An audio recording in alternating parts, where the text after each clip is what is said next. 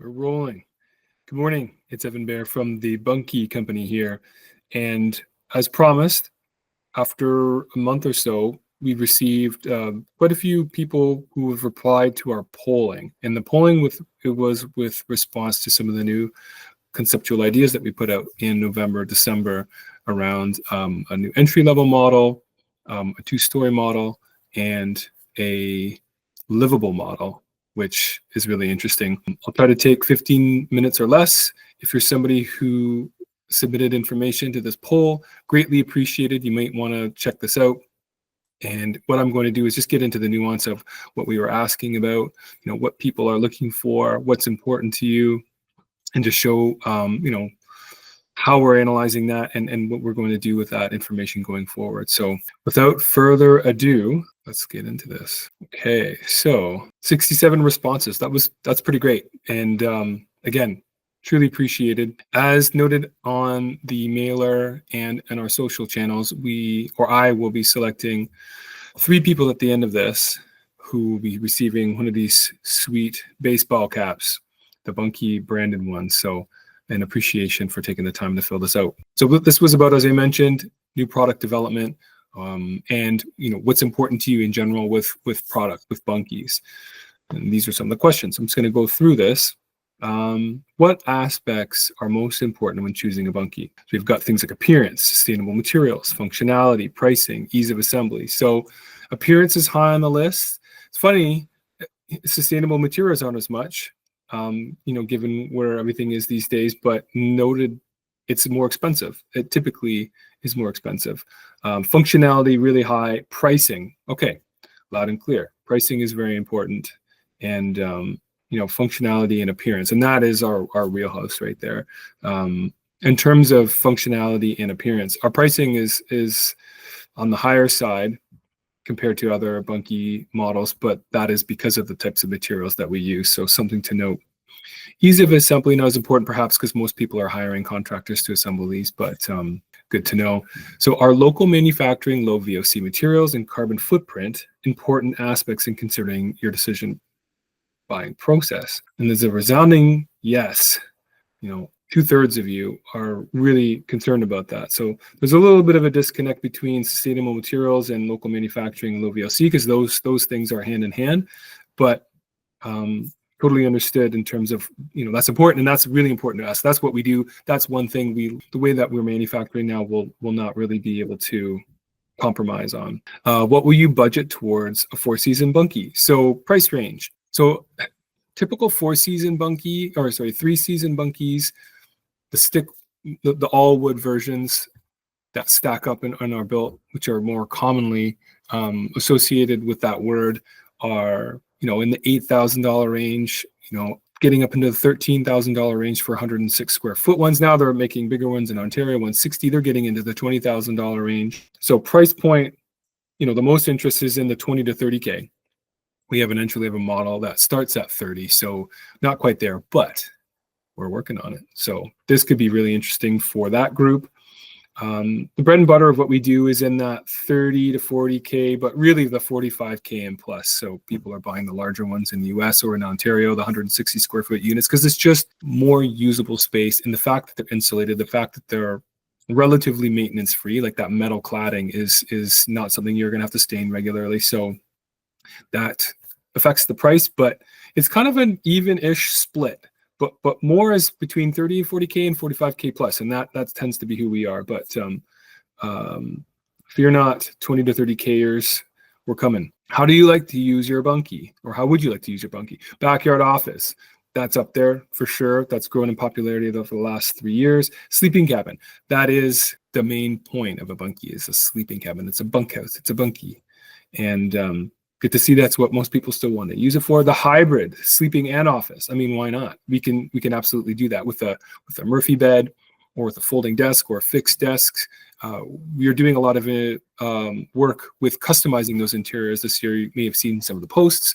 So anybody who reaches out to us through our forum, engages and is interested in a model, I personally am working on some customization of desks and cabinets and things to make that interior suit you. So we're getting beyond even just the traditional backyard office and sleeping cabin. And hybrid, we're gonna fine tune that a little bit. Music and creative studio, working on something cool there as well. Granny suite, that would fall into the livable monarch stuff, and that is something we're working on in the spring, summer, fall. Again, in Ontario only, but you could use a 160 square foot bunkie for that, but they're technically not supposed to be livable. They're more occasional. Airbnb, okay, and there's a bunch of other ideas here too: storage sheds, replacing old cabins, art studio, and whatnot. So lots of cool ideas there, but it's good to see most people are in the zone of what we're already providing solutions for. Would you prefer a 3 or 4 season bunkie? Because sometimes when we have inbound inquiries, I'm really curious, and it's clear 4 season is what most people are interested in when they come to visit us, and then that's what we're sticking to. We do get inquiries like, hey, don't worry about the insulation, don't worry about the interior paneling, etc. That's not really us. We can substitute some things, like change the interior paneling to something that's a lower grade, or but this is what we do. 4 season, that's what we're sticking to, and you seem to like it, which is great. Which model should we build next? Right. So I've been looking. These poll information came in about a month or so ago, and then there's still some that are coming in. But the simpler, smaller, lower cost model. It's funny that wasn't the highest on our list. However, there are a lot of other influences for that.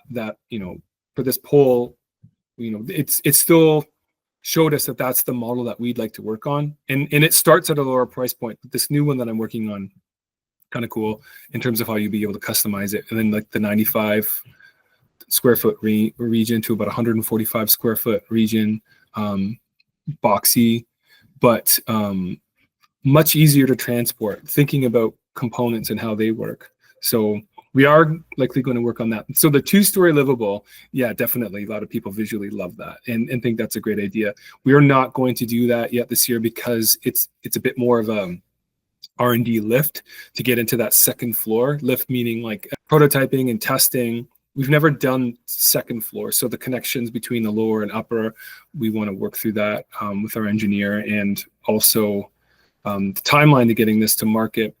The livable one is something that we're also going to be working on this year, which is an extension of the Monarch, which is the livable, is up there at 32%. That seems like 200 square foot, but we're going to actually make the 200, 300, and 400 square foot zone. But those 3 are the ones that we provided on social and through our mailer, and that's good. That there's a pretty decent spread between those. But we're looking at doing the entry model, compact model, and the livable bunkie, which is an extended version of the Monarch. That's what we're going to do. Cool to see this feedback.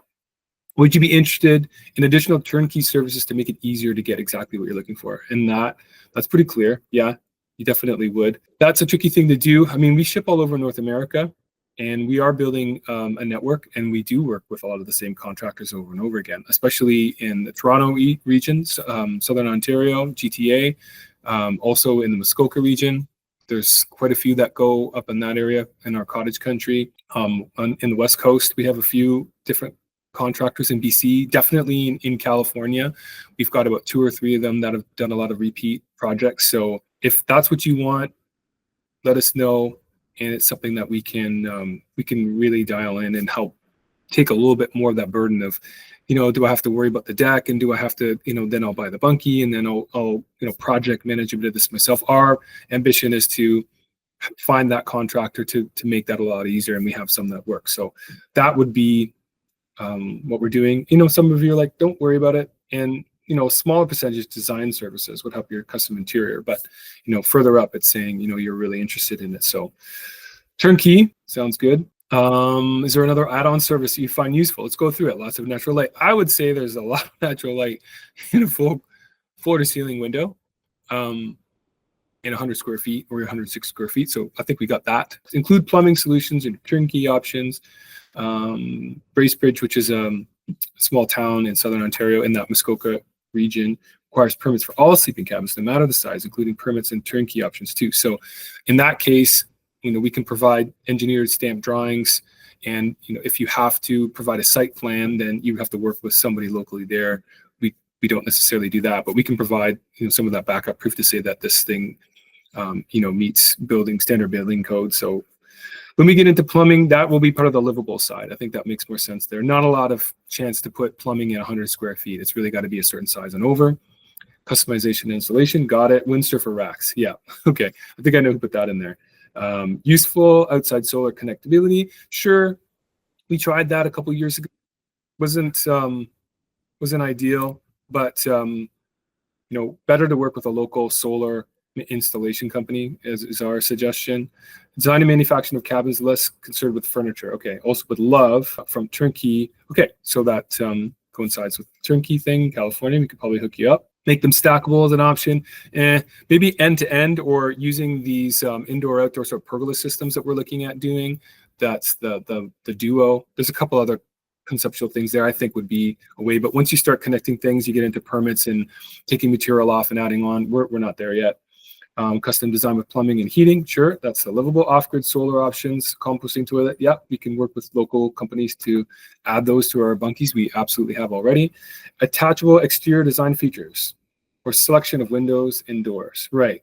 Well, we kind of stick to a plan and a brand, and those are things that I've curated and that I'm sticking to for now. And we're just a small company, so we manage this visual thing and keep with a lot of the same parts bin stuff, but modify and change them, the ideas to do more with the interior, like the furniture and the functionality and some of the sizing. So we're going to be very specific about the metal cladding and the curtain wall for now. HVAC, no problem. While is it possible to buy the modules after the fact and install? That might be useful. So the way to reduce costs and make it easier to entry, adding bundles after this would help aiding. Well, that could come to the concept about building them and then having them attached by those pergola systems so they're not touching, and there's a few different ways around that. But yeah, that just gets challenging because you have to, from my understanding, resubmit permits and things every time you add on and have to understand those connections, and we're not there yet.